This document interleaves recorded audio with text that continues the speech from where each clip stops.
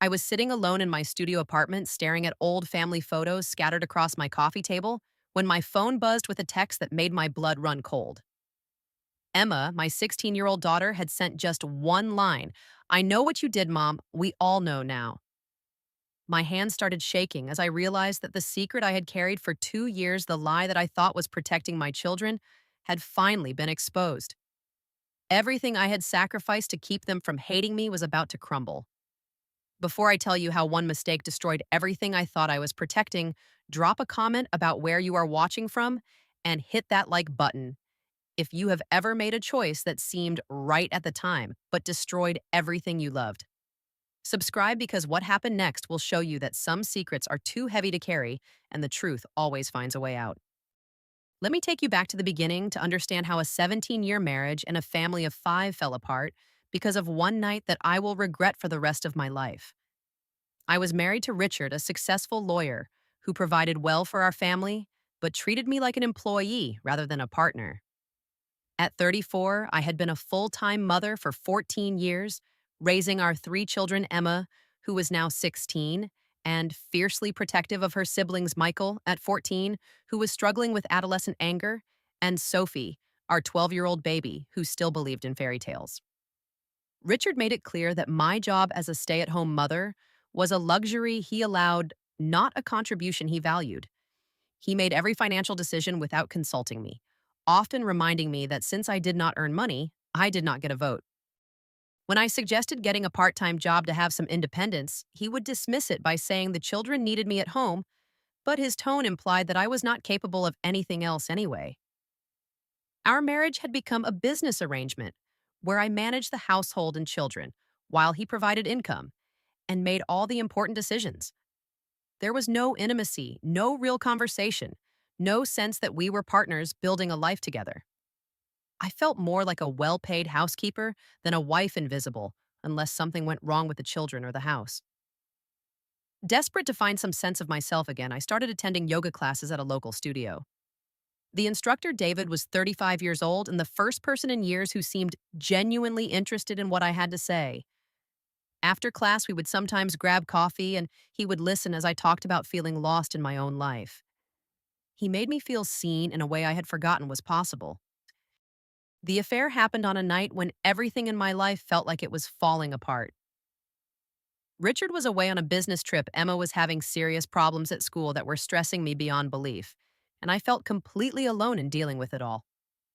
David had invited me for drinks to talk through my stress, and in my vulnerable state, I agreed to meet him. I had too much wine, and for the first time in years, someone was treating me like an interesting person rather than just a mother and wife. When David suggested going back to his apartment, I made the worst decision of my life. I told myself it was just one night, just a moment of feeling valued and desired. But the moment it was over, I knew I had destroyed everything. The guilt was overwhelming. I cut all contact with David, immediately deleted his number, and stopped going to yoga classes. I threw myself into being the perfect wife and mother, hoping that if I could just be good enough, the guilt would fade and our marriage might even improve. Richard noticed that I was more attentive and affectionate, but he attributed it to me finally growing up and appreciating what I had. For 6 months, I carried the secret alone, convinced that telling Richard would only hurt everyone unnecessarily. The affair meant nothing to me. It was a moment of weakness that I would never repeat. I thought I could live with the guilt if it meant keeping our family intact. I had no idea that David's wife would discover our affair through old text messages on his phone and decide to confront my husband directly. The day my world fell apart started like any other Tuesday. Richard came home from work earlier than usual, but instead of his normal greeting, he walked straight to his home office and closed the door. An hour later, he emerged with a file folder and the coldest expression I had ever seen on his face. "Sit down, Corinne," he said in the voice he used with opposing counsel in court. "We need to talk." He opened the folder and began laying out evidence like he was presenting a case. Credit card receipts from the restaurant where David and I had drinks, a timeline of when I had stopped going to yoga, screenshots of text messages that David's wife had provided when she stormed into Richard's law office that afternoon to inform him that his wife had destroyed her marriage. David's wife was very thorough, Richard said calmly. She wanted to make sure I understood exactly what kind of woman I was married to. I broke down completely confessing everything through tears and desperate apologies. I tried to explain how lonely I had felt, how invisible I had been in our marriage, how it was just one terrible mistake that meant nothing. Richard's response was devastating in its controlled fury. You destroyed our family for what a yoga instructor who makes less in a year than I make in a month? You threw away 17 years of marriage for someone who was married himself. When I tried to explain that it was not about David, but about feeling valued and heard, Richard's lawyer training kicked in. So, this is my fault for providing for you, for working 60 hours a week to give you a comfortable life, for trusting you to manage our home while I built our financial security. The children sensed immediately that something was wrong. Richard moved into the guest room that night, and within a week, divorce papers were being drawn up. The kids were confused and hurt by the sudden change in our family dynamic, constantly asking questions that neither Richard nor I felt ready to answer. During the divorce negotiations, Richard presented me with an ultimatum that would haunt me for years. I could destroy you in custody court, he said matter-of-factly. Adultery does not look good to family court judges, especially when you were the primary caregiver who violated the trust of the family. I could get full custody and minimal alimony. Then he made an offer that seemed generous at the time. But I will give you 50-50 custody and reasonable alimony if you sign an agreement. We never tell the children the real reason for our divorce. We both stick to the story that we grew apart and decided to separate amicably. I was so grateful for his mercy that I signed immediately. I thought he was being noble, protecting our children from the ugly truth about their mother's betrayal. They do not need to know that their mother chose another man over their family, he said. It would destroy their sense of security. Within 2 months, I was living in a small apartment across town, sharing custody of my children and trying to rebuild my life. The kids were confused and hurt by the divorce, but we both stuck to our story about growing apart. We told them that sometimes marriages end even when people still care about each other, and that both parents would always love them. But children are smarter than we give them credit for, and they began forming their own theories about what had really happened. The 2 years after our divorce were a special kind of hell that I had created for myself. Without the full story, my children began constructing their own narrative about why our family had fallen apart, and their conclusions were devastating for Richard. Emma, as the oldest, took on the role of family detective. She noticed that Richard was the one with money for expensive lawyers and got to keep the big house while I moved to a small apartment and clearly struggled financially. In her 16-year-old mind, this meant that Richard had either cheated on me or abandoned our family for selfish reasons. Dad destroyed our family and acts like nothing happened, Emma would say during our weeks together. He sits in our old house with his fancy lawyer money while you are stuck in this tiny place. It is not fair, Mom. Michael at 14 was dealing with typical teenage anger that became focused on Richard as the supposed villain of our family story. I hate how Dad pretends he is the victim, he would tell me after particularly difficult visits to Richard's house. He ruined everything and then expects us to act like we are happy to see him. Sophie, my 12-year-old baby, was the most heartbreaking. She would cry every time she had to go to Richard's house, asking me over and over, "Why did Daddy leave us? Mommy, did we do something wrong?" Every day I had opportunities to correct their assumptions and tell them the truth. When Emma called Richard selfish in front of me, I stayed silent. When Michael said, "Dad never really loved us, did he?" I did not correct him. When Sophie asked if Daddy was coming home someday, I just hugged her and said, we had to accept our new normal. Richard started dating again after 18 months, and the children saw this as proof of their theory that he had left our family for another woman, or at least for the freedom to date other women. They refused to meet his girlfriend and made his visitation weekends miserable with their hostility and resentment. The situation reached a breaking point when Richard got engaged after 2 years of dating. Emma posted on social media about absent fathers who abandon their families for midlife crises. Michael started acting out at Richard's house, deliberately breaking things and refusing to follow any rules. Sophie began having nightmares and begging not to go to her father's house. I watched all of this happening and did nothing to stop it. I told myself that I was protecting my children from a truth that would hurt them more than their current anger at Richard. But the real truth was that I was protecting myself. If my children knew that I was the one who had destroyed our family, they might hate me the way they currently hated their father. I was choosing my own comfort over justice for Richard, and I knew it. Richard sent me increasingly frustrated text messages about the situation. This has to stop, Corinne. They are old enough to handle the truth. But I always found reasons to delay. The children were already traumatized by the divorce. They needed stability, and I was the stable parent in their eyes. I convinced myself that time would heal the wounds without the truth ever needing to come out. My selfishness reached its peak during family therapy sessions that the court had mandated. Session after session, I sat quietly while my children expressed their anger and disappointment with their father. I watched Richard try to rebuild relationships with kids who believed he had betrayed their family, and I never once spoke up to defend him or correct their assumptions. The therapist would ask leading questions about communication and trust in our family, clearly trying to get to the root of the children's anger toward Richard. I had multiple opportunities to explain that their anger was misdirected, but I took the coward's way out every single time. Richard's final warning came in a text message that made my stomach drop. Tell them the truth or I will. This cannot continue. I panicked and called him immediately. Richard, please. They are just starting to adjust. The truth will destroy them. The lie is destroying me, he replied. And it is destroying them too because they are living with false anger and resentment. They deserve to understand their own family history. But I convinced him to wait a little longer, promising that I would find the right time and the right way to tell them. Of course, I had no intention of ever telling them. I was too afraid of losing the only relationships I had left. The truth came out in the worst possible way, discovered by the very daughter I thought I was protecting. Emma found the evidence by accident while working on a family history project for her AP English class. She had gone to storage to look for old family photos and found our old family computer that I had forgotten to wipe clean before putting it away. When she turned it on to look for pictures, she discovered my old email account was still logged in. Curious about our family's happier times, she started scrolling through old messages and found the email thread between David and me from during our affair. The emails were damning in their clarity.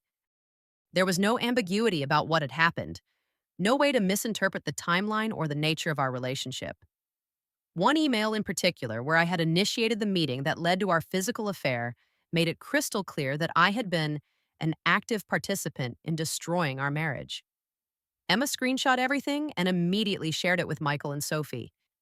Within an hour, all three of my children knew the truth that I had hidden for 2 years. But instead of confronting me first, they went to their father. Richard later told me about that conversation, how Emma had arrived at his house with printed copies of the emails, how all three children had broken down as they realized they had spent 2 years hating the wrong parent. Richard, to his credit, explained his promise to keep the secret and how he had honored it, even as they made his life miserable. I wanted to protect you from knowing that your mother chose someone else over our family, like he had told them. He had. I thought if you never knew the real reason, you could have good relationships with both of us. The phone call I received that night was Emma, and her voice was shaking with a mixture of fury and heartbreak that I will never forget. We know what you did, Mom, she said. We know everything. How could you let us hate Dad for your mistake? Within an hour, all three of my children were at my apartment, and the confrontation that followed was the most devastating conversation of my life.